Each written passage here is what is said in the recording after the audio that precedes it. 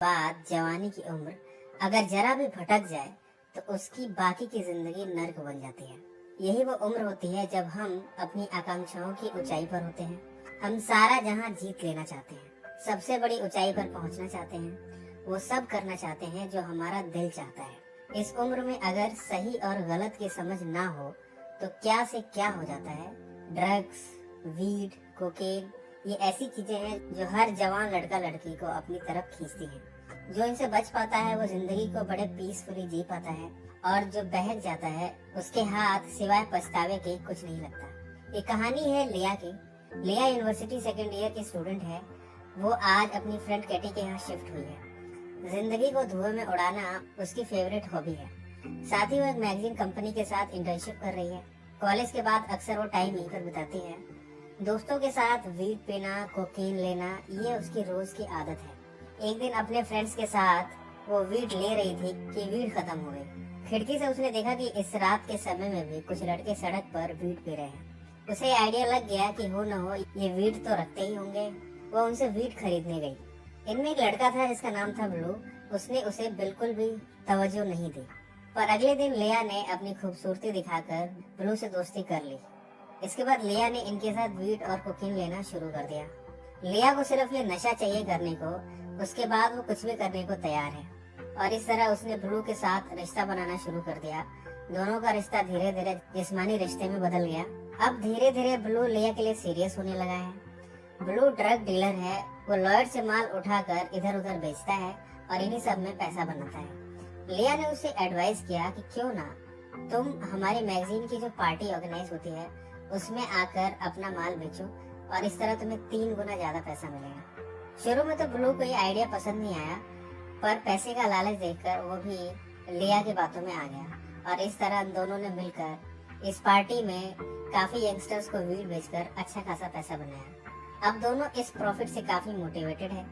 उन दोनों ने सोचा क्यों ना हम और ज्यादा से ज्यादा माल लाकर यहाँ पर बेचें। इसके लिए दोनों गए लॉयड के पास। लॉयड बड़ा डीलर है जो कि इन लोगों को ड्रग सप्लाई करता है। लिया और ब्लू ने लॉयड से कहा हमें 1 किलो माल चाहिए। लॉयड ने भी उधारी पर ये माल दे दिया, पर अभी इसे बेचने की प्लानिंग चल ही रही थी कि इसी बीच ब्लू को पुलिस ने पकड़ लिया और उसे जेल ले गई। ऐसा नहीं है कि ब्लू पहली बार पकड़ा गया है। इसके पहले भी वो 2 बार अरेस्ट हो चुका है, पर उसने ये काम बंद नहीं किया। इस बार उसे छोड़ा जाना बहुत मुश्किल है। उसे 20 साल की सजा होनी तय है। लिया जेल में ब्लू से मिलने गई और उसने उसे कहा कि वो जो 1 किलो माल हमने लिया था वो अभी भी मेरे पास है। ब्लू ये जानकर खुश हुआ और उसने कहा इस माल को तुरंत ही लॉयर को वापस कर दो, नहीं तो वो हमारा जीना हराम कर देगा। वो बहुत ही खतरनाक इंसान है। लिया ने कहा ठीक है, मैं ये माल उसे वापस कर दूंगी। घर आकर लिया सोचने लगी कि वो किस तरह से ब्लू को बचाए। धीरे धीरे वो भी ब्लू के लिए फीलिंग्स रखने लगी है। ब्लू को बचाने के क्रम में वो मिली लॉयर जॉर्ज से। जॉर्ज ने कहा मैं इस मामले को लड़ सकता हूँ और ब्लू को बचा भी सकता हूँ, पर मेरी फीस तुम अफोर्ड नहीं कर पाओगे। लिया ने कहा आपकी फीस कितनी है? जॉर्ज ने बताया मैं $13,000 चार्ज करूंगा, पर इसमें ये गारंटी है कि मैं ब्लू को जेल से छुड़ा लूंगा। लिया ने हाँ कर दी, पर अब वो पैसे अरेंज कहाँ से करेगी ये उसने सोचा नहीं है। इधर कोर्ट की प्रोसीडिंग्स चालू हो गई हैं। लिया पैसों को अरेंज करने में काफी बिजी है।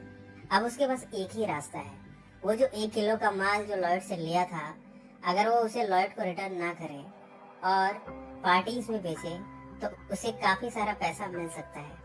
उसने ये बात कैली से और अपने दोस्त कैटी से डिस्कस की, और अब तीनों मिलकर एक पार्टी ऑर्गेनाइज करेंगे और वहाँ पर ये माल बेचेंगे जिससे कि पैसा बनेगा, और इस तरह लिया ब्लू को जेल से छुड़ा लेगी। कुछ दिनों बाद लिया फिर से गई ब्लू से मिलने। उसने पूछा क्या तुम लॉयर से मिले? ब्लू ने कहा मैं जानता हूँ जॉर्ज की फीस बहुत ज्यादा है, मैं उसे अफोर्ड नहीं कर पाऊंगा, मुझे मेरे हाल पर छोड़ दो और वो माल लॉयर को वापस कर दो। यहाँ पर लिया ने सच्चाई नहीं बताई और उसने कहा कि जॉर्ज हमारे लिए फ्री में ये केस लड़ेगा और तुम्हें इस पनिशमेंट से निजात दिला देगा। ये सुनकर ब्लू काफी खुश हुआ, पर उसे नहीं पता कि लिया के दिलो दिमाग में क्या चल रहा है। लिया ने कैली और कैटी के साथ मिलकर पार्टी ऑर्गेनाइज की, सारा माल यहाँ पे बेचा। इन तीनों को यहाँ पे काफी सक्सेस मिली। उन्हें $24,000 मिले इस माल को बेचने के। इस खुशी में इसी पार्टी में लिया ने कोकेन का ओवरडोज ले लिया। इसकी वजह से वो वहीं पर बेहोश हो गई। कैली और कैटी तो चले गए। इस समय लिया ने $24,000 को अपने कपड़ों में छिपा के रखा था, पर जब सुबह उसे होश आया तो पैसा गायब था। यानी कि माल भी गया और पैसा भी। लिया कल रात को अपने ओवर एक्साइटमेंट की वजह से काफी पछता रही है। अगर उसने जरा समझदारी से काम लिया होता तो उसके पास इतने पैसे होते कि वो लॉयर को भी पैसे रिटर्न कर सकती थी और साथ ही जॉर्ज की फीस भी पे कर सकती थी। पर अब क्या होगा, वो अब सब कुछ खो चुकी है। लिया पहुंची जॉर्ज के पास और उसने अपनी सारी आप बीती उससे सुना दी। जॉर्ज ने कहा, तुम फिक्र मत करो, ये सिस्टम बहुत खराब है। यहाँ पर जो गोरे होते हैं उन्हें बड़े से बड़े सजा में भी माफ कर दिया जाता है और जो ब्लैक होते हैं उनकी थोड़ी सी सजा को भी बढ़ा चढ़ाकर पेश किया जाता है और उन्हें कड़ी सजा दी जाती है। पर फिर भी मैं इस सिस्टम के खिलाफ लड़ूंगा और ब्लू को जेल से निजात दिलाऊंगा। इसके बाद जॉर्ज ने लिया को डिनर पे इनवाइट किया। लिया मान गई।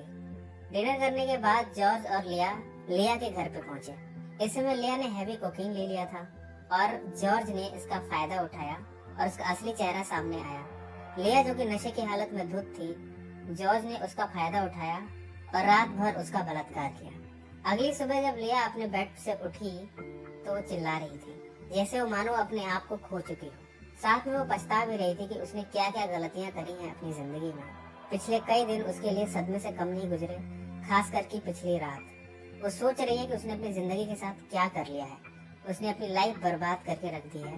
कहाँ तो उसे अपनी कॉलेज की पढ़ाई पर फोकस करना चाहिए था और वो इन सब में लिप्त हो गई। कुछ दिनों के बाद अचानक से ब्लू उसके पास आया।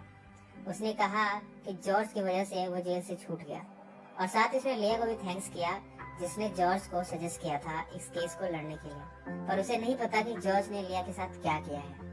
वो काफी खुश है और अब लिया के साथ एक नई जिंदगी शुरू करना चाहता है। उसने लिया को शादी के लिए प्रपोज किया। लिया इस समय काफी हेजिटेंट थी।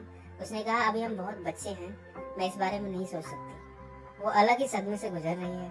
पर फिर भी बाद में उसने ब्लू से कहा, हम इस रिश्ते के बारे में आगे सोचेंगे, अभी मुझे अपनी पढ़ाई पर फोकस करने दो। अगले दिन वो ब्लू के साथ मार्केट में टहल रही थी कि तभी लॉयड ने आकर ब्लू पर अटैक कर दिया। ये अटैक इतना तगड़ा था कि ब्लू को काफी चोट आई। गुस्से में ब्लू ने लॉयड को मारना शुरू कर दिया। इतना मारा कि लॉयड वहीं पे मर गया। उसके बाद उसने लिया की तरफ देखा और उसके चेहरे को देखकर वो समझ गया कि लिया ने लॉयड का माल वापस नहीं किया था, जिसके बदले में लॉयड ने उस पर अटैक किया। पर अब सब कुछ खत्म हो चुका है। पुलिस यहाँ पर आ चुकी है और उसने ब्लू को फिर से अरेस्ट कर लिया है और इस बार मर्डर केस में अरेस्ट किया है। लिया के चेहरे पर इस समय पछतावे के अलावा कुछ नहीं है। पहले ही वो सब कुछ खो चुकी थी और अब ब्लू को भी खो दिया। अगली सुबह वो कॉलेज में पहुंची है जहाँ वो पढ़ती है। सारे स्टूडेंट्स अपने असाइनमेंट सबमिट कर रहे हैं पर लिया के चेहरे पर कोई भाव नहीं है सिवाय पछतावे के। उसे समझ में नहीं आ रहा कि उसे अब क्या करना चाहिए। फ्रेंड्स, वैसे तो जीवन का हर मोड़ इम्पोर्टेंट होता है, पर अगर हम अपने स्कूल और कॉलेज के दिनों को संजीदगी से जिए तो आगे की जिंदगी काफी शांतिपूर्ण होती है। आशा करता हूँ ये कहानी आपको पसंद आई होगी। ये कहानी कैसी लगी कमेंट में जरूर मेंशन करें।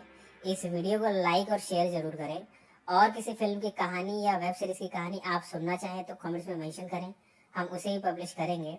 अगर आपने हमारे चैनल को अभी तक सब्सक्राइब नहीं किया तो सब्सक्राइब कर लीजिए और बेल आइकन दबा दीजिए। सो फ्रेंड्स, फिर मिलेंगे जिंदगी के किसी नए मोड़ पे।